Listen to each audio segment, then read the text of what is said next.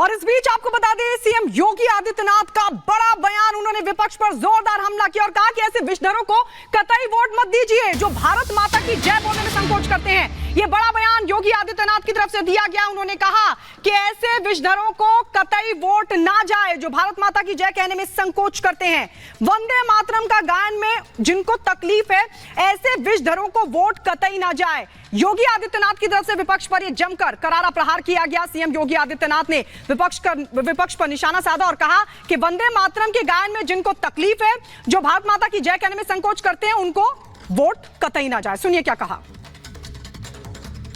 क्या हमारा वोट जो लोग हिंदुस्तान का खाते हैं, जो ये मानते हैं उनके पूर्वज हिंदुस्तानी हैं, उनकी आने वाली पीढ़ी को हिंदुस्तान में ही रहना है, उनको सोचना होगा उनका वोट उन विषधरों को नहीं जाना चाहिए जो लोग भारत माता की जय जयकार करने में संकोच करते हो। कतई नहीं जाना चाहिए। जो लोग वंदे मातरम का गायन करने में संकोच करते हैं, भारत माता की जय घोष करने में जिन्हें संकोच होता है, उनको आपका वोट जाने का मतलब आपके द्वारा भारत के खिलाफ साजिश रचने वालों को सम्मान देने का कार्य हो रहा है।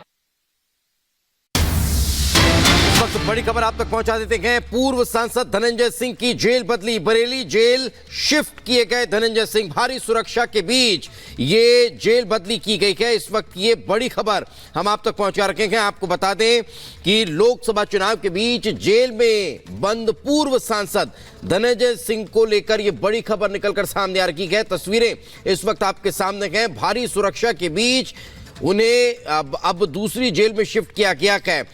जौनपुर जिला जेल से हटा दिया गया है, जिसके बाद अब उन्हें बरेली जेल भेजा गया है। धनंजय सिंह की जेल को क्यों बदला गया, इसको लेकर अब बातें निकलकर सामने आ रही है। और इस बीच एक और बड़ी खबर, और ये बड़ी खबर दिल्ली के जागीरपुरी से आ रही है, जहां पर एक महिला का मर्डर किया गया। नाबालिग ने घर में घुसकर गोली मारी है। बताया जा रहा है कि महिला की बेटी को परेशान करता था आरोपी और छेड़छाड़ का विरोध करने पर हत्या की आशंका जाहिर की जा रही है। दिल्ली के जागीरपुर का यह मामला, जहां पर एक महिला को मौत के घाट उतार दिया गया। एक नाबालिग ने घर में घुसकर महिला को गोली मारी है और जानकारी है कि महिला की बेटी को यह आरोपी परेशान कर रहा था और छेड़छाड़ का विरोध करने पर इस हत्या को अंजाम दिया गया, ऐसी आशंका है।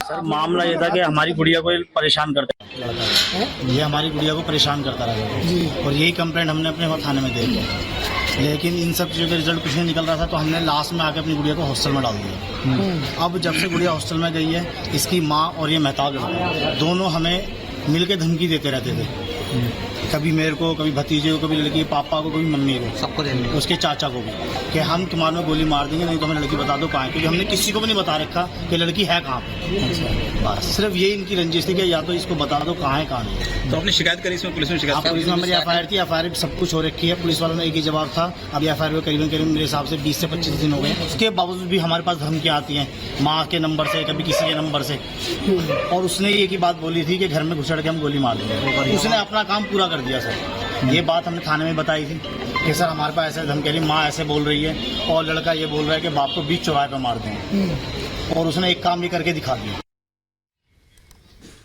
और इस वक्त हमारे सहयोगी जतिन हमारे साथ जुड़ चुके हैं। जतिन, इस दिल्ली को दहला देने वाली वारदात के बाद क्या अभी तक कोई कार्रवाई हो पाई? वो सिरफिरे क्या गिरफ्तार हो पाए? आज बिल्कुल देखिए 10 टीमें बनाई गई है। नाबालिग लड़का और उसके जो 2 और साथी है, उनकी तलाश में पुलिस जुटी हुई है। आपको बता दें कि इससे पहले भी जो विक्टिम फैमिली थी, उन्होंने 3 बार पुलिस को FIR दर्ज कराई थी। जो नाबालिग लड़का है वो जुवेनाइल जस्टिस बोर्ड के सामने पेश भी किया गया था, बाल सुधार गृह भी भेजा गया, लेकिन उसके बाद जब वो वापस आता है बाल सुधार गृह से, तो एक बार फिर से विक्टिम फैमिली को धमकाने की कोशिश करता है। और कल का ये पूरा वाक्य बताया जा रहा है, जब वो नाबालिग लड़का अपने 2 साथियों के साथ मिलकर घर के अंदर घुसता है, जिस लड़की के साथ वो छेड़खानी करता था उसकी माता को ऊपर फायरिंग करता है। उस समय घर में 2 महिलाएं मौजूद थी। ताबड़तोड़ फायरिंग करने के बाद वो मौके से फरार भी हो जाता है। हालांकि नाबालिग लड़के और उसके 2 साथियों का एक सीसीटीवी फुटेज भी सामने आया है जिसमें वो भागते हुए नजर आ रहे हैं। उन्हीं पहुंचा, उसके बाद जो रेड का जो पूरा कार्यक्रम शुरू हुआ, उसके बाद यहां से जो पिस्तल और जो एक्सप्लोसिव जो सीजर किया गया था वो सब सीबीआई अभी ले जा चुके हैं। और जो एक्सप्लोसिव मिला था, जो बम मिले थे, अर्नव, यानी कुल मिलाकर आशंका ये है कि संदेश खाली में ये शाहजहां शेख और उसके गुर्गों के हथियार हो सकते हैं। लेकिन क्या ये वहां पर लोगों को धमकाने के लिए इनका इस्तेमाल करता था या इसके पीछे मकसद और भी था? देखिए, जो जाना जा रहा है कि ये सारे हथियार बाहर से आए थे, जो म्यांमार होके बांग्लादेश के जो वाटर रूट है वहां से ये संदेश खाली पे ये जो आर्म्स है वो एंटर किया गया था। और अगर देखा जाए तो जब भी यहाँ पे कोई हादसा हुआ, ऐसा जब भी गोलीबारी का कोई हादसा हो, उसके साथ ये जो आर्म्स है उसका कोई जोग है कि नहीं, वो भी सीबीआई जांच कर रही है। और यहाँ पे शाहजहां का जो आर्म्स लाइसेंस है वो भी यहाँ से सीजर किया गया है। और वो आर्म्स लाइसेंस के बेसिस पे कहां से शाहजहां ने आर्म्स लिया, कहां से लिया, और ये कितना बार रिन्यूअल हुआ, ये सब कुछ एग्जामिन किया जा रहा है सीबीआई के तरफ से। और जो यहां का लोगों का कहना है कि ये आर्म्स जो लाया गया था वो ईडी को रोकने के लिए, ईडी को जब रोका गया था तभी लाया गया था। शाहजहां के जो क्लोज एसोसिएट है उनके पास भी ऐसे बहुत सारे आर्म्स है, यहां का लोगों का ऐसा ही मानना है। जी बिल्कुल, चलिए बहुत बहुत शुक्रिया हमारे साथ चर्चा में जुड़ने के लिए और इस तमाम जानकारी के लिए। लेकिन ना जब आप वहां मौके पर पहुंचे और वहां की तस्वीरों को आपने देखा और किस तरह से वहां इस बड़ी कार्रवाई को अंजाम दिया गया है, उसका जायजा हमारे सहयोगी अर्नब ने लिया क्या, आइए आपको दिखाते हैं। ये है अबू तालेब का घर जो आगरहटी ग्राम पंचायत इलाका में है। और इस घर में आने के बाद सीबीआई के जो ऑफिशियल्स थे वो उन्होंने अबू तालेब के बारे में खोज किया, लेकिन अबू तालेब तब घर में नहीं थे। उनके बीबी से भी बातचीत किए वो लोग। उसके बाद जब सर्च ऑपरेशन शुरू हुआ तब इस जो मकान का जो पिछला वाला घर है, इस घर से जो फायर आर्म्स और जो एम्यूनेशन है वो रिकवर किया गया। अभी भी उसका जो रबिश है वो यहाँ पे पड़ा हुआ है। और इस इस जो ये जो विंडो है, इस विंडो से अगर देखा जाए, मैं मेरे वीडियो जर्नलिस्ट अली हुसैन को एक बार इसको दिखाने के लिए बोलूंगा कि इस घर के जो फ्लोर है उस फ्लोर में दोनों मार्किंग किया गया है। वो जो दो मार्किंग है उस जगह से ही जो फायर आर्म्स और एम्यूनेशन वो रिकवरी किया गया है। और जो कहा जा रहा है कि सीबीआई के तरफ से ईडी के ऊपर जो अटैक हुआ, उस अटैक की वजह थे ये आर्म्स, क्योंकि ईडी के ऊपर जब अटैक हुआ तब ये आर्म्स शाहजहां के घर पे था और उसके बाद ईडी को रोक के ये आर्म्स को भेजा गया यहाँ पे। लेकिन एक क्वेश्चन और भी आ रहा है यहाँ पे कि संदेश खाली में पिछले 3 महीने से जो हालात है वहां पे एक जो वेस्ट बंगाल पुलिस के हायर ऑफिशियल्स है वो बार बार आ चुके हैं, बार बार भी बहुत सारी जगह है वो लोग जा चुके हैं, फिर भी ऐसा इनपुट उन लोगों को क्यों नहीं मिला? उनका जो वेस्ट बंगाल पुलिस का जो इंटेलिजेंस है कहां पे फेल किया कि इतना सारा आर्म्स जो यहाँ पे लाया गया, यहाँ पे स्टोर किया गया।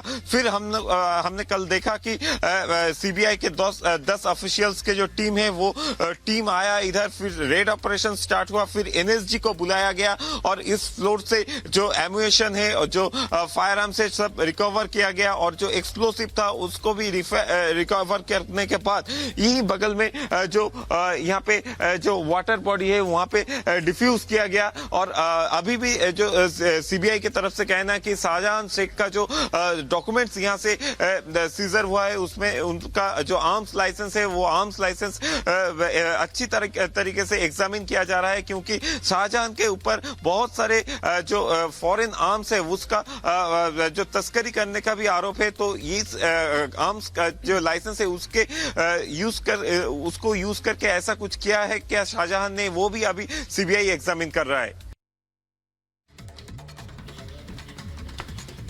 और चलिए अब बात करते हैं दिल्ली के मुख्यमंत्री अरविंद केजरीवाल को हाई कोर्ट से लगी फटकार की। दरअसल दिल्ली में एमसीडी के स्कूलों में हो रही दुर्दशा, बच्चों को किताबों की उपलब्धता न होने के मसले को लेकर हाई कोर्ट ने दिल्ली के मुख्यमंत्री को फटकार लगाई। देखिए रिपोर्ट।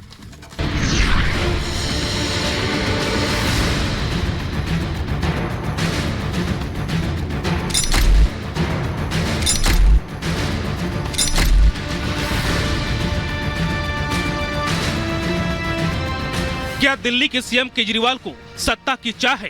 क्या वो खड़ियाली आंसू बहा रहे हैं। क्या केजरीवाल ने व्यक्तिगत हित को सबसे ऊपर रखा है? ये सवाल इसलिए क्योंकि दिल्ली हाईकोर्ट ने इन बिंदुओं पर दिल्ली के सीएम को फटकार लगाई। न सिर्फ फटकार लगाई बल्कि ये भी कहा कि हमें उस रास्ते पर जाने के लिए मजबूर कर रहे हैं जिस पर हम नहीं जाना चाहते। आखिर ऐसा क्या हुआ कि हाईकोर्ट केजरीवाल पर भड़क गया, वो भी जानना जरूरी है।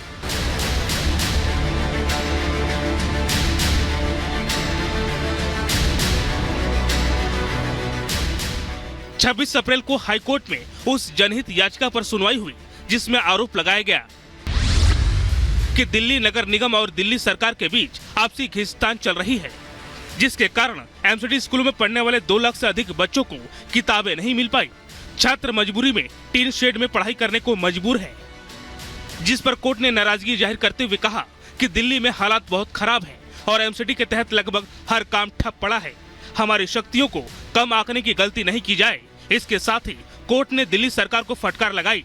केजरीवाल को साफ और सख्त लहजों में कहा, दिल्ली सरकार को इस बात की जरा भी चिंता नहीं है कि छात्र स्कूल नहीं जा रहे हैं या उनके पास किताबें नहीं हैं। आपकी दिलचस्पी सिर्फ सत्ता में है।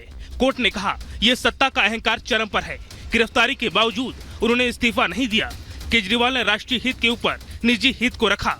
इसका मतलब ये नहीं कि छात्रों को पाठ्य पुस्तकों के बिना पढ़ने के लिए छोड़ दिया जाए। हाईकोर्ट की इस टिप्पणी से आम आदमी पार्टी घिर गई है।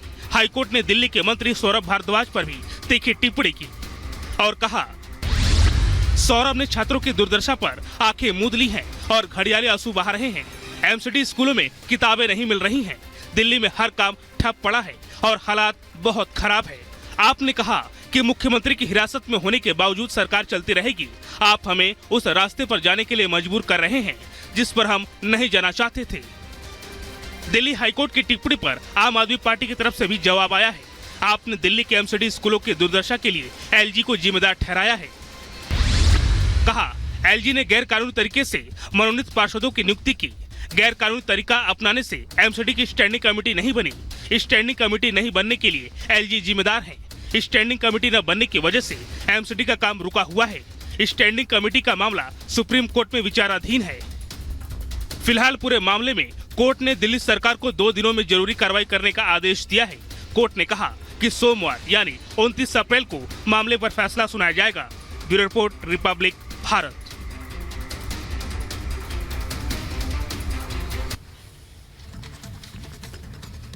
और चलिए हम सीधे रुक कर रहे थे, हमारे सहयोगी अखिलेश इस वक्त हमारे साथ जुड़ गए हैं। अखिलेश, क्या यही दिल्ली सरकार का शिक्षा मॉडल है जिसका ढोल पीट रहे थे?